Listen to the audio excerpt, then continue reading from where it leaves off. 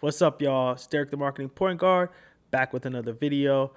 Apologize for the brief hiatus. I had to, take care of some family stuff. The kids were out on summer break and then just went back to school. So now that I got my days back, I'll be able to kind of get you guys some more of this content a little bit more frequently. So I appreciate y'all. We're rocking with me with the Diamond Day series I got going on shorts. Just my way of giving out quick little gems daily from campaigns just to help athletes, creators, entrepreneurs, anybody looking to build a brand. So continue to tap in with those and let me know if there's any topics you want covered. But today I really wanted to kind of talk about what I've been seeing as a huge trend this summer on the basketball front.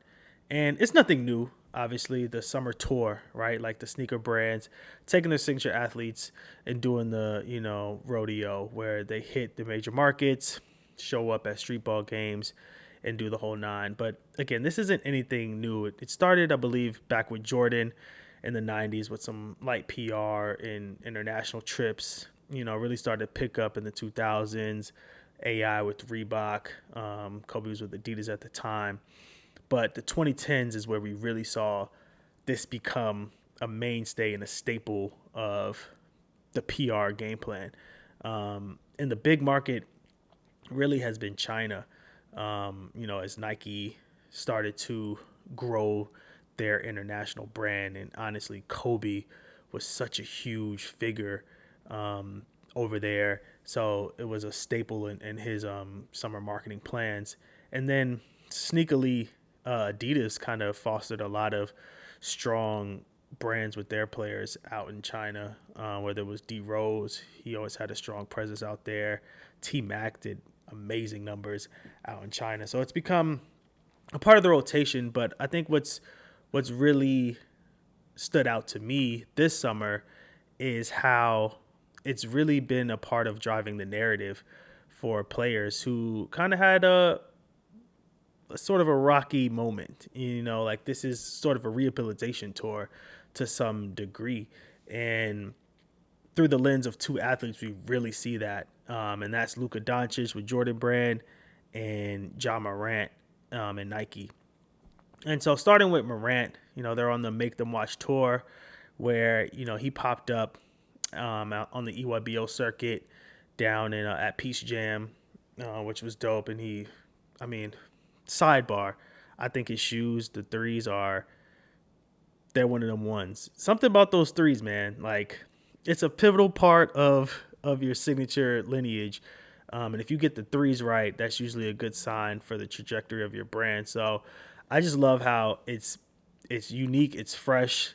I feel like a lot of these Nike signatures are Kobe dupes, right? Like they're pulling from that DNA. A lot of NBA players like to wear the low top shoes, which Kobe popularized. Like if you look at the rankings annually of, whose shoe got worn the most across the NBA, it's always Kobe's. And now the Sabrinas have kind of slid into that spot too, but those feel so much like Kobe's to me. So this is like really fresh and it's unique and it's new and it's different. And they took a risk and I think they're going to be rewarded for it with a great shoe. And the colorways are already looking amazing. They're a little bit too colorful for my personal taste, but I get it. And on the basketball court, those are going to look fly. So, right, you got the great product, which I always say, right? You can't, all your marketing efforts, all your great storytelling and positioning and seeding and all that stuff fails if the product isn't good. So they got a good product. And so they're taking Ja on tour. And, we don't need to go through the details of what Ja has been through over the last couple of years. But this is a pivotal moment for him. They traded away his boy Desmond Bane. The team is in an interesting spot. And it's kind of on him to prove and show again that he is that superstar. And they're giving him the superstar treatment. Like, so the EYBL trip was great. Kind of go touch the young generation and be in that mix. And he went to the New York versus New York, which is a big summer tournament up there. And he went over to China, had a little scary moment with the dunk contest. That wasn't great. But overall, this just feels like him, Make Them Watch is just like, make them watch his return. And I feel like he's primed for a very strong very strong season, and I've always been a huge Ja fan, and even though it got a little rough there, I kept my stock in him. So I'm excited to see that that could potentially pay off, and I think this is an excellent campaign from Nike and an excellent use of the promotional tour to kind of get his name back out there in a positive light and do those things. I think the other player that is leveraging the tour in a similar way, as I mentioned up top, is Luka Doncic. He has an interesting narrative about him right now, right? For Luka, he's coming off of one of the craziest, most historic trades in NBA history that honestly I still can't even understand that it happened. And now you have Luka, top 5 player, perennial All NBA, as a Laker, right? You just sent him from I think the biggest market to the second. He in the most storied, famous franchise in the NBA. Like, man, I know Jordan is dumb happy that he's over there, and ever since he made that move, they've been on it, right? They had the All My Exes Live in Texas kind of reel that they did right as he was about to play the Mavericks for the first time, and now we have this tour, and it's on the heels of again another strong just personal branding push by him, and that Men's Health article cover story, I should say, where he is a new, refined, refreshed Luka, the one we've been waiting years to see. The big cover story about his nutritionist, his summer workouts, and how he's leaner and he's gonna adopt all these habits to help him play better and stay healthier. This is I feel bad for Dallas fans because I know they probably were waiting on this ever since he got drafted and kind of gained that weight. But it was hard to motivate him to do something like this when he was still top 3 MVP, All NBA first team. I mean, he literally just took the Mavericks to the NBA Finals. Like, but you still got Michael Finley snatching beers from him. So he's capable of more, but he's already achieving at such a high level that I don't think this transformation was gonna happen in Dallas. So, Nico was the ultimate villain and did the unthinkable, but I don't think we get potentially this version of Luka without that kind of villain arc and narrative that Nico blessed him with. So on the one hand, like, it sucks that he has to go through that, but I think he's going to be better off for it. And again, we're seeing brands kind of push and support this moment. And, that Men's Health article bumped his MVP odds up immediately. I think everybody was waiting for that one to come. So he's now the favorite to win MVP.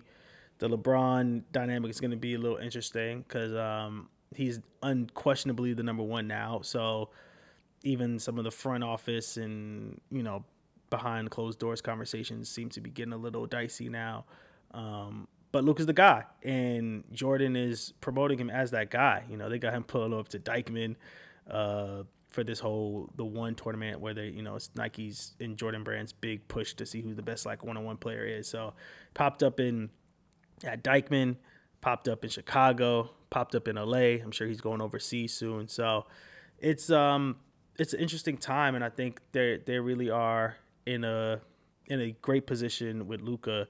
And so I'm curious to see how they continue to build off this narrative, right? Like Bad Luka, they had the trial video, so they're committed to this angle.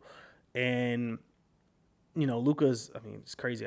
Luka's like on his third or fourth sneaker, and he hasn't really had that marketing push, and he hasn't been the guy to be a front man like Anthony Edwards would be, and so they haven't really been able to craft his message in a way that's relatable. But everybody's got exes, everybody's been heartbroken, everybody's been kind of blindsided and had these unthinkable things, unimaginable things kind of take them by surprise. So it humanized Luka in an amazing way that gives him a story to build on, and I'm sure the success will come in LA, and we're just going to keep seeing that story roll out. So yeah, the tours are been huge on the, not to just focus on Nike and Jordan. Adidas has one going on right now with James Harden. He's out there with he's out there in China. He's promoting his nines, but the tens kind of leaked and people started to talk about those. But it's a big moment, and so we'll probably see some other players, kind of go out there. Steph usually does a big one. There's so many Chinese brands now in the sneaker space. So Jokic with 361 might pop out there. We got Ling Ning, Jimmy Butler.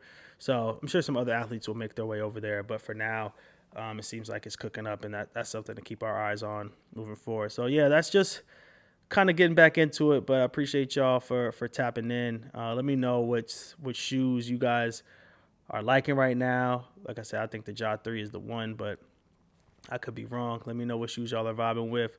And anything else that's been going on with y'all this summer.